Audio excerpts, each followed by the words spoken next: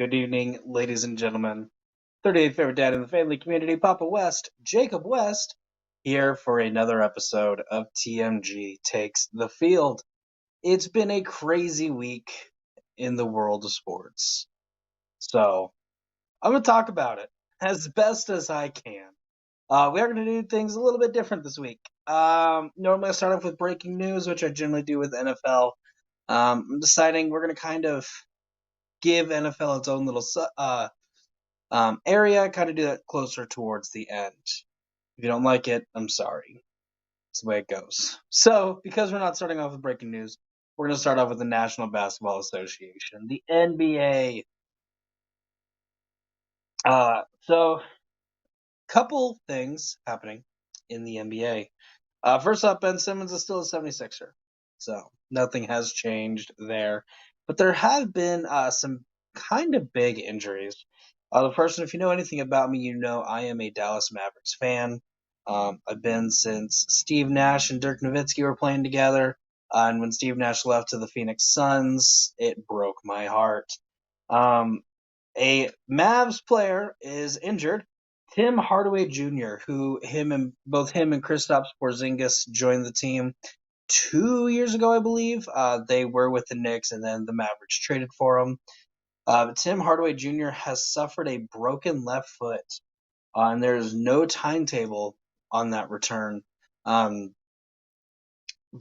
going to be close to the end of the season if he comes back, and if the Mavericks can stay in playoff contention, maybe they'll get him back in the playoffs. But that is a bad injury.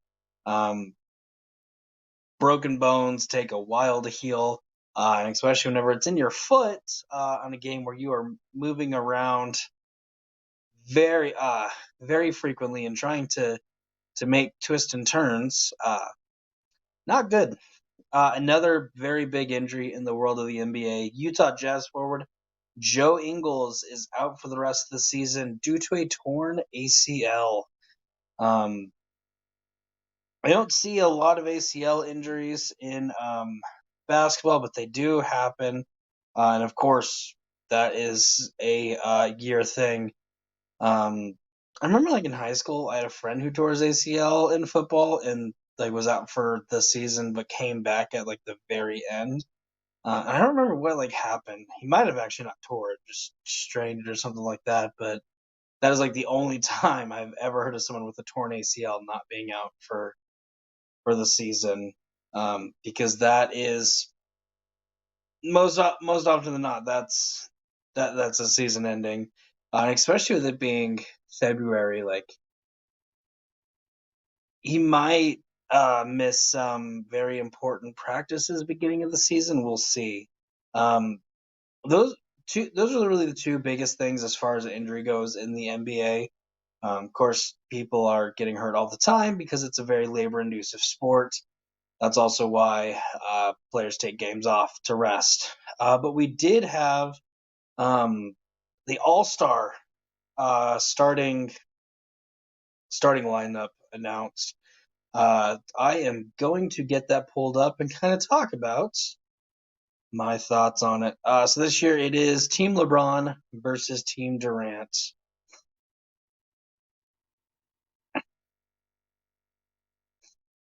And of course, they are still sticking with East versus West, which I like having the conference, having the conferences play each other. I know they tried to do for a little bit, just two random players made a team.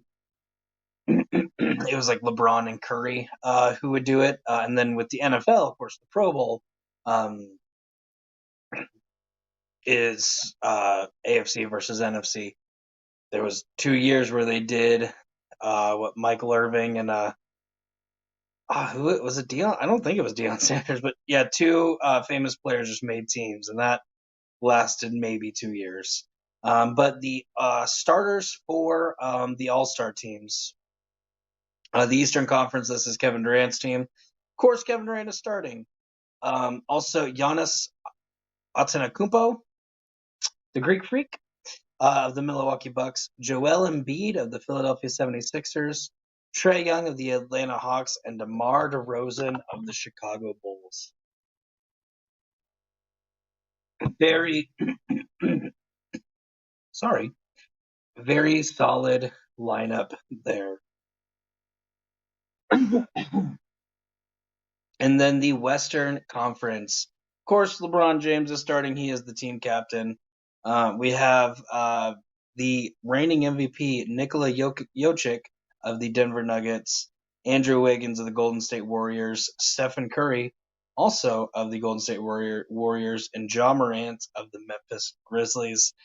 Kind of big surprise with Andrew Wiggins. But hey, he's had a good year, which we didn't really think was going to happen because he hasn't really been playing that well while in the NBA. Great career with Kansas, I believe only the 1 year. Had that weird trade where he got drafted by the Cavaliers, but got traded to the Timberwolves. Played there. He had like 1 year where he was okay. It hasn't really done much since, but apparently this year he's done enough to become an all-star. So that is good. Good on you, Andrew Wiggins. Way to not let a couple bad years keep you down. Of course, that's going to be kind of closer to Valentine's Day, is generally when they have the All-Star break. They have the skills challenge the right before or the day before, and then the All-Star game. Usually it's that Sunday. So we'll kind of talk a little bit more about that. Kind of give a breakdown on the skill games and all that going on.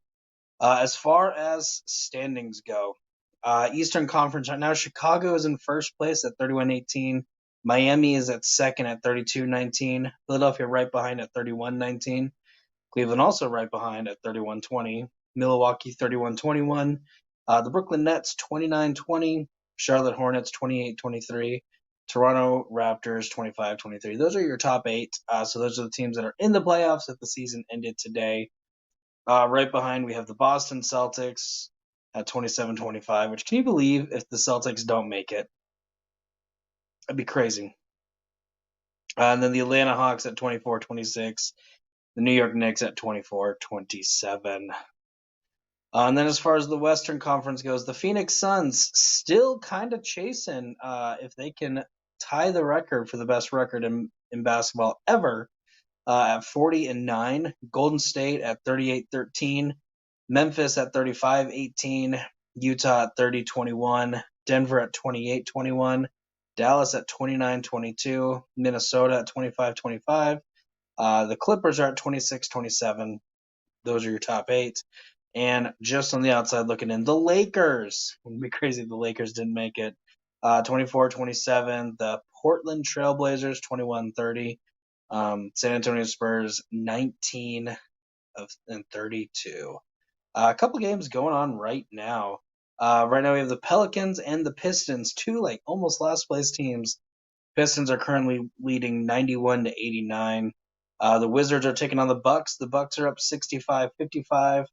The Heat are beating the Raptors 70-64. Bulls are beating the Magic 57-51. Timberwolves are beating the Nuggets 60-39. And then the Spurs are beating the Warriors 27-22. I know what you're thinking. That's crazy. How can the Spurs be beating the Warriors by such a big lead? Stephen Curry, Andrew Wiggins, and Klay Thompson are all out right now. So they only have Draymond Green as their main star helping them out. So that is why the Spurs are winning that game. Coming up at 8 o'clock my time, so like an hour and 1 minute, the Nets will be taking on the Suns. So an exciting game there, but because it's not happening, I can't really talk about it that much. But that's really all I have today for the NBA. Next, we're going to move on to NCAA football. Of course, college football is over, but we have some things to talk about. First, I want to talk about what's his first name? I forgot his first name. Caleb Williams, former quarterback of the Oklahoma Sooners, who I believe that was his freshman year, took over the team by storm. Spencer Rattler started out at the beginning of the season. Played decently, but never great. And so they benched him for Caleb Wilson, and he did fantastic. Lot of hype for him. Did great. Well, Oklahoma lost their head coach. Lincoln Riley decided to change or to go to the University of Southern California, USC. Spencer Rattler realizing he wasn't going to be playing in Oklahoma anymore because of Caleb Williams. What is William? Wow. Because of Caleb Williams, he probably wasn't going to be playing for OU for much longer. He wasn't going to be starting. He decided to hit up the transfer portal, and he went to the other USC, the University of South Carolina. Williams unhappy with the new head coach, which was the defensive coordinator at Clemson. Let's see if I can get the name real quick, because I don't remember who it is.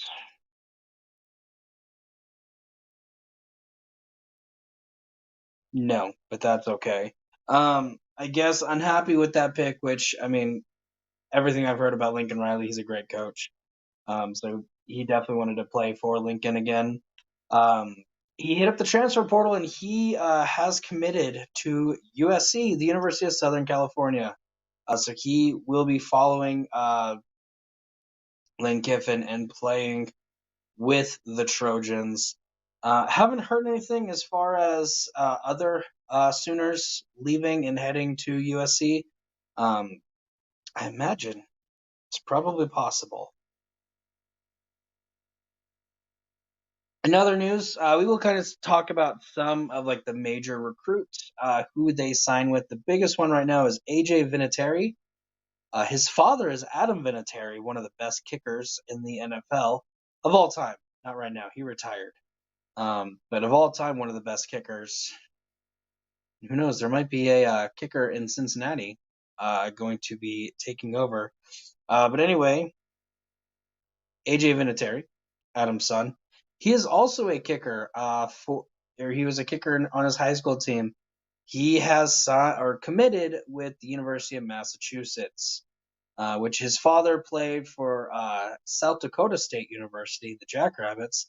That's the proper SDSU instead of San Diego State, which I confuse the two way too often. His father was a Jackrabbit. His son is going to UMass, which I want to say they're the Aggies or the Miners. I don't know. All I know is I bet on them to lose the spread a couple times because they played good teams and had a decent spread, and I won just about every single time. I think there was one where they covered barely because they're a bunch of punks. Kidding. Again, as more news comes out with transfer portal and signings, I will talk about that a little bit more. Comment on last week's video from my dad, actually, talking about the University of Wyoming. They had most of their team pretty much. I want to say it was like 10 or 12. And I might be wrong on that number because I looked right then and there and didn't write it down because I don't write stuff down. Because why would I? I should probably one of these days start writing stuff down. Yeah, like 10 or 12 players have started up the process to leave, which is really weird. It's like, I wonder what's going on in Laramie. I don't know. Most people know I live in Wyoming, so I'm a little familiar with that team. Haven't gone to a game yet, but maybe that'll change soon. We'll see. We'll see. Going on to NCAA basketball. As far as the week went, we had a really interesting Saturday. It was the SEC Big 12 Challenge. So a lot of Big 12 schools played SEC schools. And it was several good games. Some upsets too. So first one, LSU was number 19. They played TCU, who was unranked. TCU won 77-68. Number 1, Auburn played Oklahoma. Auburn won 86-68. Iowa State, number 23, beat Missouri, or played Missouri, who is unranked, and won 67-50. Alabama, who was unranked because they're not good at basketball, they're really good at football, took on Baylor, who was number 4. Baylor lost. Alabama won 87-78. Texas Tech, who's number 13, played Mississippi State and won 76-50. Tennessee, who's number 18, took on Texas. Texas won 52-51. There were both teams unranked games. Florida and Oklahoma State. Florida won 81-72. Ole Miss took on Kansas State and won 67-56. And Arkansas beat West Virginia 77-68. But the biggest news out of that, number 12 Kentucky took on number 5 Kansas, which everyone was expecting a good game out of it. Kentucky won 80-62, an 18-point win. That was a very crazy game. I watched a little bit of it, not a lot. I definitely followed most of these games, so it was very, very exciting. Also nice to get that little break. Of course, they're in the middle of conference play. They will be starting up that conference tournament. I believe it's like the end of February, beginning of March, but that is going to be very soon. And then, of course, we have the big tournament coming up. So nice to see like a little break from that, have those fun challenges of, hey, we're going to take 2 conferences and have them play each other. And some very good games that came out of it. Right now, our top 25, Auburn is still at number 1. Gonzaga is at number 2. UCLA bumped up there, now number 3. Purdue is at 4. Kentucky bumped way up there, now number 5. Houston 6. Arizona dropped a little bit there at 7. Baylor also dropped there at 8. Duke stayed put at 9. Kansas dropped to 10. Wisconsin's at 11. Villanova's at 12. Michigan State's at 13. Texas Tech is at 14. Providence is at 15. Ohio State is at 16. Connecticut's at 17. Illinois at 18. USC at 19. Iowa State at 20. Xavier at 21. Tennessee at 22. Texas at 23. Marquette at 24. And LSU is at 25. Davidson did drop from the rankings. They were 25 last week. They are not ranked anymore. Others receiving votes: Alabama, Murray State, St. Mary's, Boise State, Miami, Indiana, Davidson, Arkansas, Iowa, Iona. That's always a fun one to point out. I believe they're in New York. Play with St. Bonaventure. I believe they're in the same. TCU, Loyola Chicago, Notre Dame, Colorado State, and Toledo. All other teams really close to getting ranked, but did not quite make it. Again, we are kind of getting close to the end of the season. I'm just going to pick a random school, and that's going to be Michigan State. I just want to kind of see how many games they have. Looks like 10 more games left in the regular season. Looks like March 6th is their last game. So yeah, end of March or beginning of March. After that first week, we'll start seeing those conference tournaments. We'll break those down. We'll do a special prediction video of how I think every conference will turn up, and I'll probably do like every single conference. We'll see. I won't give like this game will go this way and this game will go this way. No, I'll probably be like SEC, this team's winning. This conference, this team's winning. But we'll see. Probably exactly what I'm going to do. And then, of course, the big tournament, which I will have a huge. I'm not going to do like bracketology of this team's in, this team's not. These are my predictions. These are where every team's going to be at. I am a college basketball fan. I am not that much of a fan though. But we'll do some stuff. We'll do a tournament prediction. It'll be a lot of fun. Next, I want to go into the NFL. It has been a crazy week of the NFL. First thing I want to talk about is retirements. We've had a couple. I'm looking up to get the list.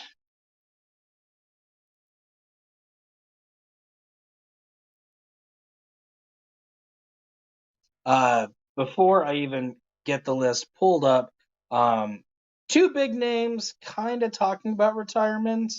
Um, First one is going to be quarterback Ben Roethlisberger. Played his entire year with the Steelers. I don't remember exactly how many. I'm willing to say it was like 18, 17 or 18 seasons.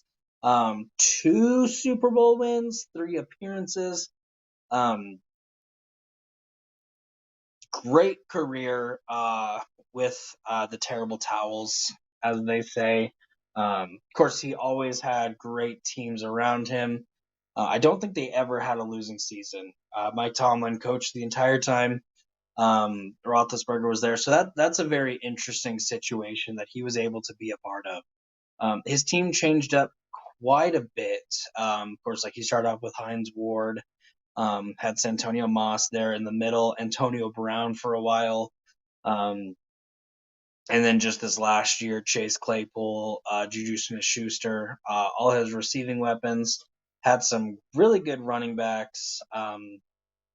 Jerome Bettis, the bust, Le'Veon Bell, James Conner, Najee Harris, who they just drafted.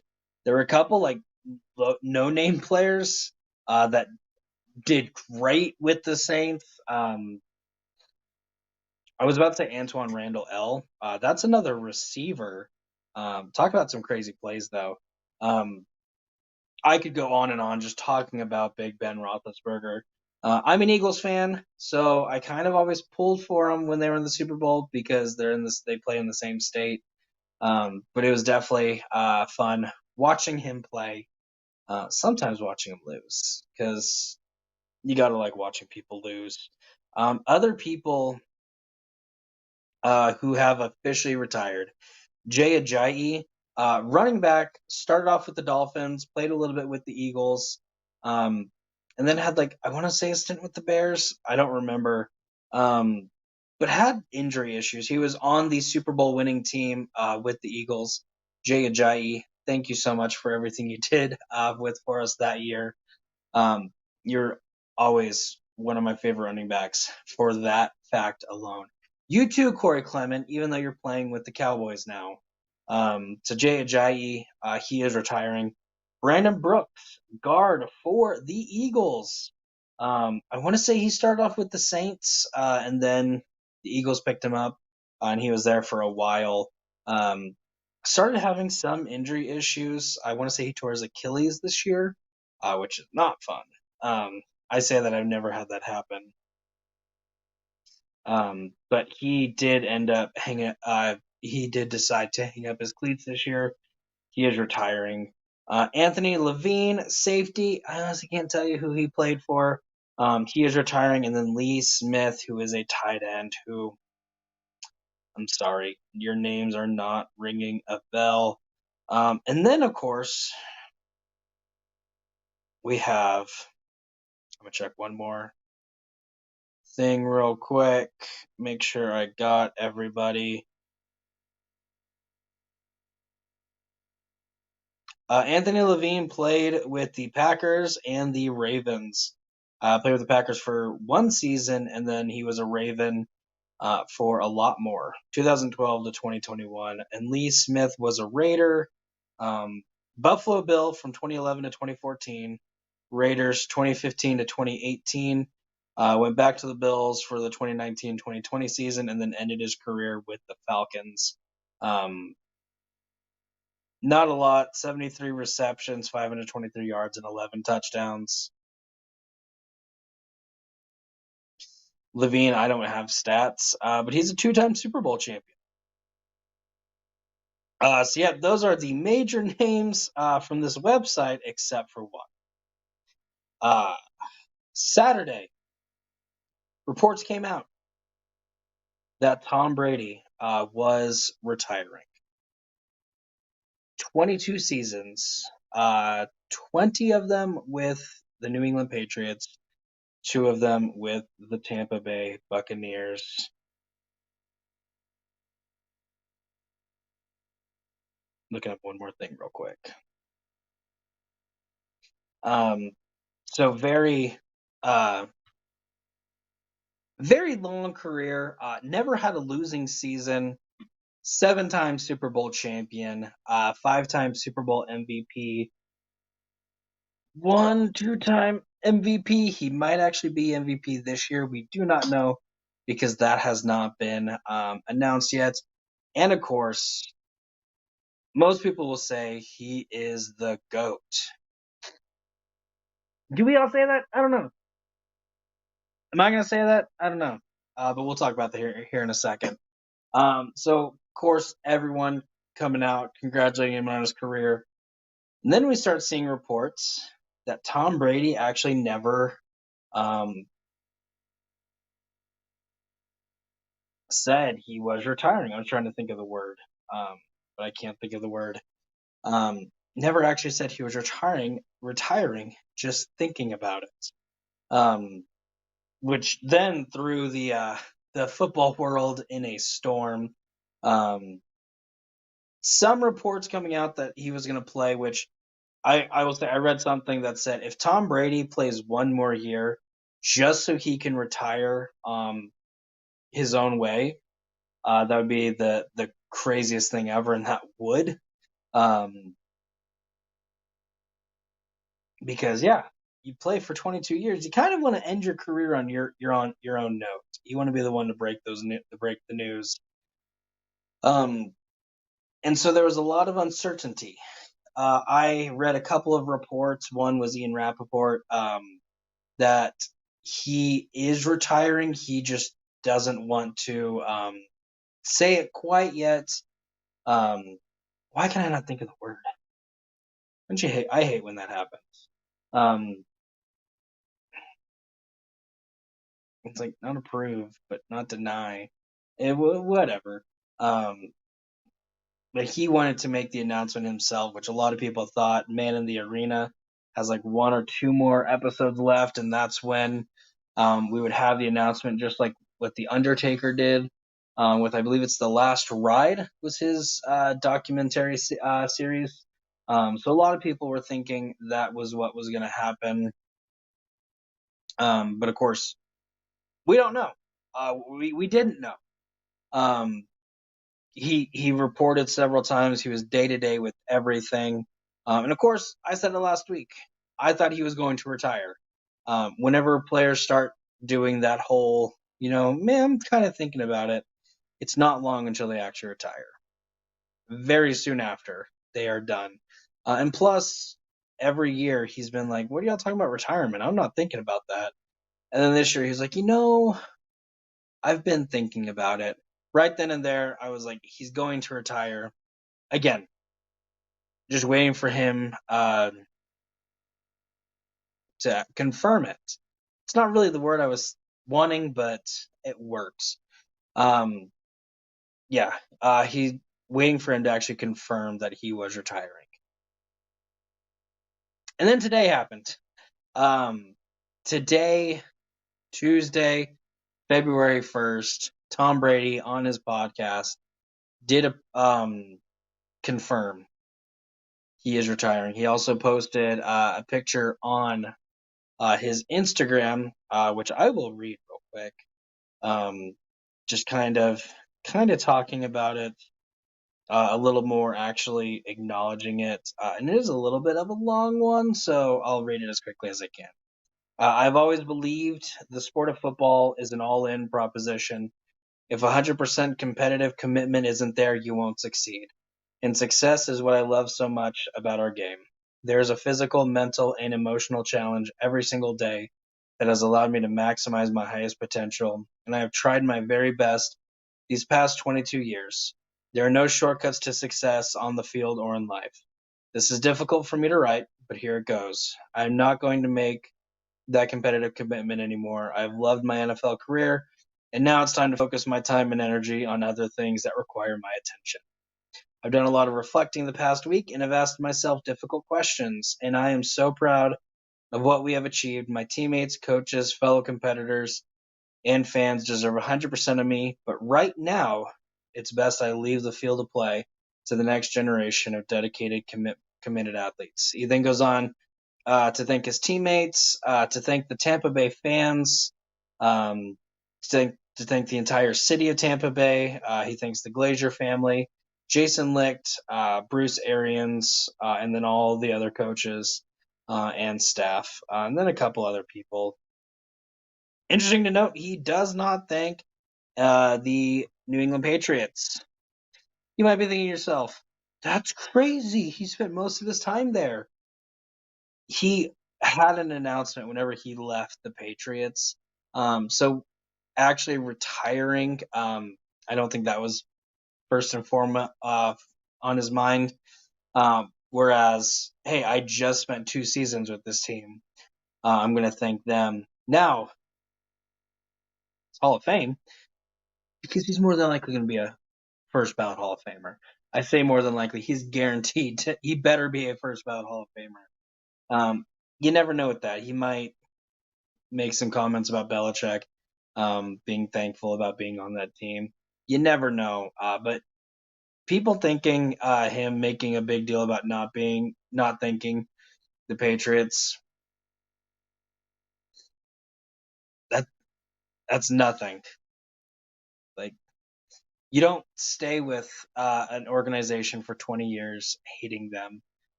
Yeah, that relationship ended a little bad, but at the same time, it could have been a whole lot worse.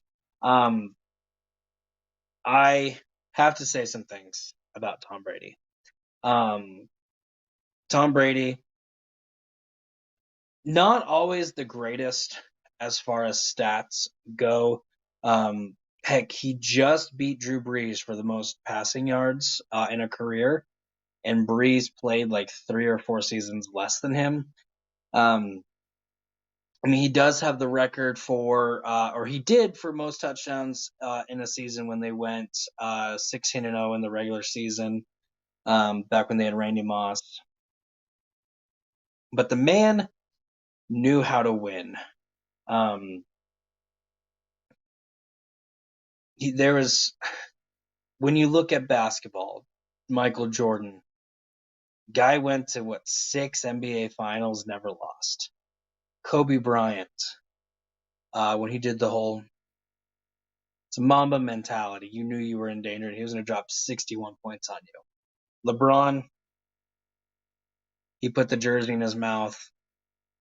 You're about to get wrecked. Tom Brady, you can just look at the Super Bowl against the Falcons. Kevin, if you're watching this, I'm sorry that I'm bringing this up. But you're down 28-3. Most teams don't come back from that. You look what he did against the Rams. That was like 27-3. Most teams don't come back from that. Tom Brady is a winner. 7 Super Bowls, 10 appearances, and really the 3 that he lost, all 3 were competitive games. The very first one against the Giants, you had that helmet catch, which pretty much sealed the game. That's what's remembered most, is the David Tyree helmet catch. A little bit more as far as what caused the Giants to win that game, but the Giants played great. The Patriots played great. It was a 1 possession game. I believe 17-10. I imagine. And then the next they played the Giants again. I don't remember most. I remember that game, but like, you didn't have the crazy plays, but you had 2 teams that played great games. And then of course, game I loved, Super Bowl 52, where the Eagles beat the Patriots, but still a very close game that came down to the wire. I want to say that was like an 8-point game. Very, very close to Brady winning that game. You look at the Philly special, that's really where momentum turned. Even though Philadelphia was winning at that point, that is definitely where the momentum shifted towards the Eagles' favor. And still, like, both teams were very competitive throughout the entirety of that game. And then every single Super Bowl he was in, other than that, he won. That doesn't happen. He was different. And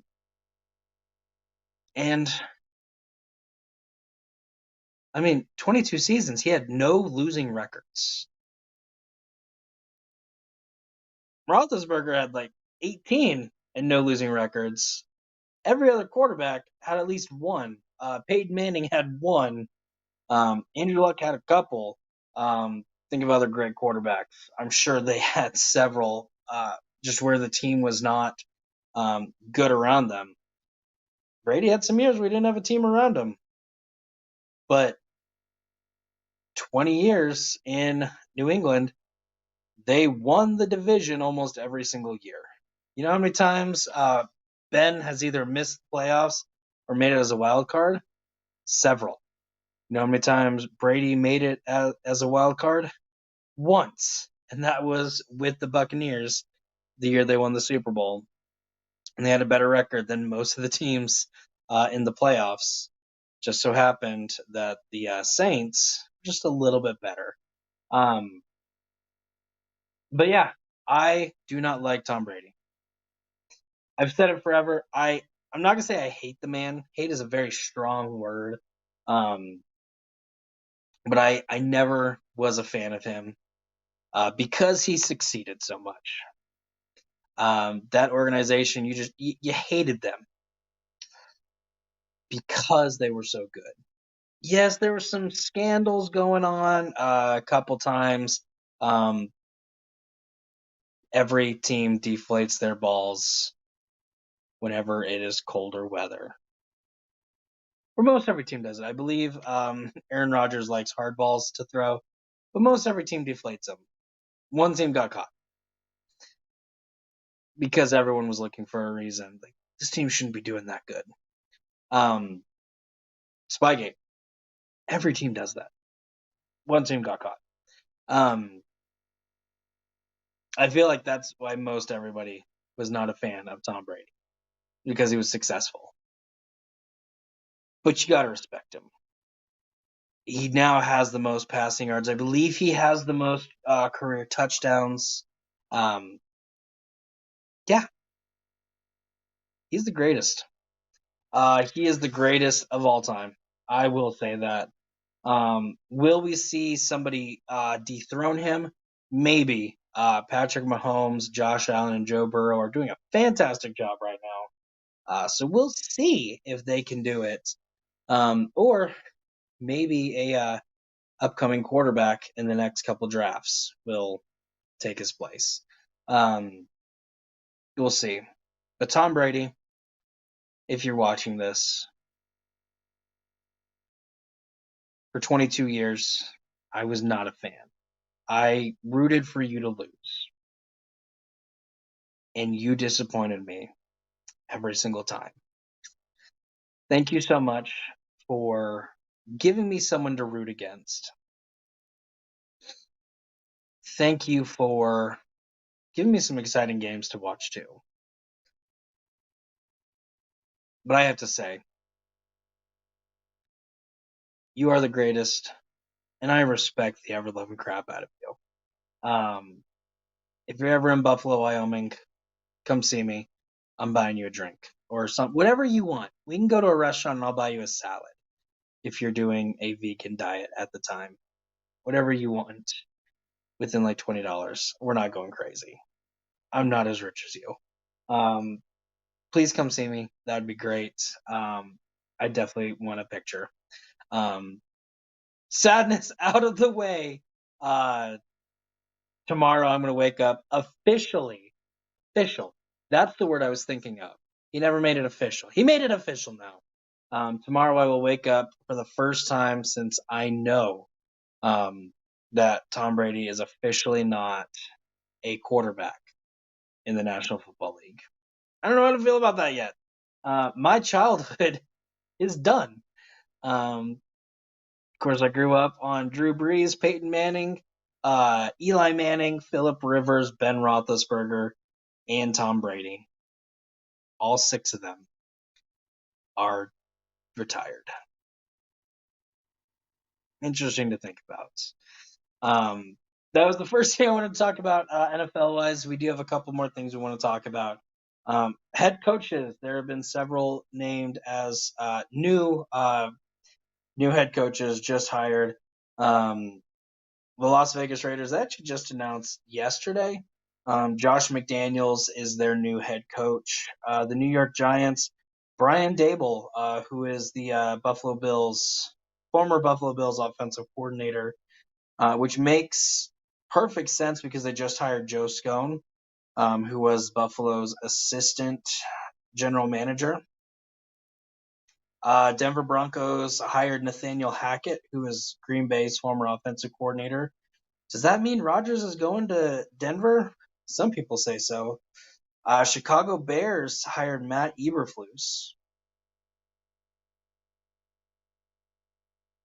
That is it as far as who has signed. So far we still have the Jaguars, Vikings, Dolphins, Texans still with vacancies. And then like right after I called it an episode, it was reported Sean Payton of the New Orleans Saints, he retired, which 16 years as the New Orleans Saints head coach. They missed the playoffs for the first time in 5 seasons, and it's not looking good for them, is what a lot of people say, because they don't have they are over the salary cap, and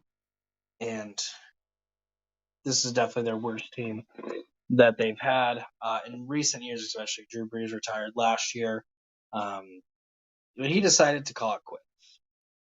So the New Orleans Saints are also looking for a head coach. As far as who I think each team is going to hire, I'm not going to do that. One thing I will say, I do want the Saints to hire Doug Peterson. Of course, I am a big Eagles fan. He took us to the Super Bowl. I'm upset that we fired him, but I love the guy. Don't go to Jacksonville, Doug Peterson. If you're watching this, they're going to bury you. That would be horrible. Granted, if you go and you're great, I'd be like, way to go. But please don't go to Jacksonville. I really want you to go to New Orleans. I do. I think that would be an awesome fit for you. Plus, they have a good team. And then also other news, and this is where I'm going to go ahead and cut it off. Brian Flores is not hired. He is suing the NFL. Claims there's racism going on with some of the teams in their hiring process. Opening like the windows of a lot of stuff going on around the NFL. Of course, there was, I believe it's the Rooney Rule that came into effect a while ago that teams have to hire at least one person of a minority before they can actually hire a coach. But he is suing the NFL and then also the Dolphins, Broncos, and Giants. The Giants is an interesting situation because he was reported to have interviewed with them, but he never actually got the interview. And then Bill Belichick actually texted him when they hired Brian Daboll. Bill Belichick misread it and thought they said Brian Flores, and he texted him saying congrats on the job. Like, oh, well, I actually never signed with them, and I never interviewed with them. So definitely a lot of eyes opening up. And then also he's saying that the Dolphins GM and ownership offered him $100,000 for every single loss in hopes to get a better spot in the draft. So that's going to be a very interesting story to follow. Unfortunately, I have to say it. Is this going to hurt Brian Flores' chances of getting a job in the future? I think it is. I hope I'm wrong, though. Brian Flores is a fantastic coach. He should have been hired like shortly after he was released by the Dolphins. He should have been like the first interview for so many teams, and immediately they're like, "Hey, we want to give you the job." Of course, a lot of talk he's going to the Texans. I hate that, Brian Flores. If you do in fact get a job, please don't go to the Texans. That's a dumpster fire. Go to the Vikings. They still need a coach, and they have a decent team. But I do hope this doesn't affect him because it tends to. Whenever players or coaches or really anybody kind of start showing the inner workings of everything like that, it doesn't go well for them, which is very unfortunate. I'm not going to talk about racism because let's face it, I'm almost a 28-year-old white man. I have no room to talk when it comes to racism. What I will say is I think the Rooney Rule is stupid because you shouldn't have to force teams to interview a minority. It should just be a given of, hey, this person's a fantastic or a good option. Let's bring him in to interview him. Brian Flores would make any team better by coaching them. He should have been interviewed by every single team, not reportedly interviewed. Like, I realize you want a well-known head coach. Sometimes you got to take chances on people. That's all I'm saying. People took chances on me, and I surprised them. Take a chance on people; they'll surprise you. But anyway, thank you so much for watching. If you like this episode, click that little thumbs up. I appreciate it. Leave a comment what your favorite part of this episode was, your favorite story, what you want to say to Tom Brady when he comes to visit me. I'll have a laundry list of everybody who wanted to say something, and I will say it to him, regardless of if it's good or bad. I will ask if there are any curse words. Please don't curse, because I don't really want to say that to Tom Brady. I probably won't if you do. So you're going to censor yourself. Good job on that one. And also, if you're not already, hit that subscribe button. We have great stuff coming out daily, or every other day, quite a bit a week. Aaron Canola is doing the movie Battlegrounds, movie debates. You should have just saw me destroy Jake Tato. Please don't watch that film or watch that video. Just know I destroyed him. I knocked him out. That's all you need to know from that match. He's also Aaron's in the middle of doing the winners and losers. I believe they're in the quarterfinals.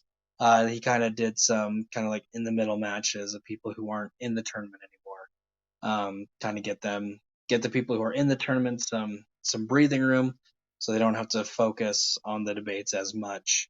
Colton Roberts also does the Supernova show where he talks about everything nerd related. And then check out our sister channels. Matt Beer with Inside the Horseshoe. That's a fantastic channel. Matt just eclipsed 800 subscribers. Way to go, Matt. If you're not watching that, he posts a lot about the Indianapolis Colts. So if you're not a Colts fan, you're not going to enjoy those videos as much. I've enjoyed all of his videos because he goes in depth on why each team should pick up, or why the Colts should pick up every quarterback who is either available or is rumored to be available. It's like Aaron Rodgers, Russell Wilson, are just two. Check him out. He'll occasionally have other people on, like I've been on there several times. So check him out. Be sure to subscribe to him. And then also TMG Trivia. I'm in the middle of doing a singles tournament and throwing in a couple teams matches in there too. And then Kevin Poss with TM Geek. So definitely exciting stuff going on there as well. But for everyone in the world of TMG Entertainment, admins, producers, competitors, thank you so much for watching. Have a good day. Stay safe or don't. I don't care. Not your dad. But I could be your papa.